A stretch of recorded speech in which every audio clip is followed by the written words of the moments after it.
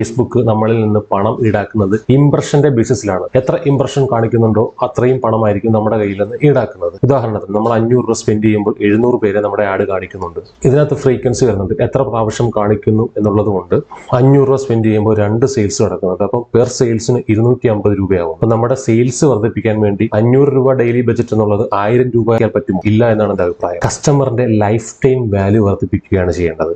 Life time value എന്ന് പറഞ്ഞാൽ already existing ആയിട്ടുള്ള കസ്റ്റമേഴ്സിന് കൂടുതൽ സെല് ചെയ്യുക. നമ്മൾ 500 രൂപ ബജറ്റ് എന്നുള്ളത് 1000 രൂപയാക്കി എന്ന് കരുതുക. 500 രൂപ സ്പെൻഡ് ചെയ്തപ്പോൾ 700 ഇംപ്രഷൻ ആണ് വന്നത്. 1000 രൂപ സ്പെൻഡ് ചെയ്യുമ്പോൾ ഇംപ്രഷൻ 800 ആവുമായിരിക്കും. പക്ഷേ അതിന്റെ ഫ്രീക്വൻസി കൂടും, തവണകൾ കൂടും, ആഡ് പ്രദർശിപ്പിക്കുന്നതിന്റെ തവണകൾ കൂടും.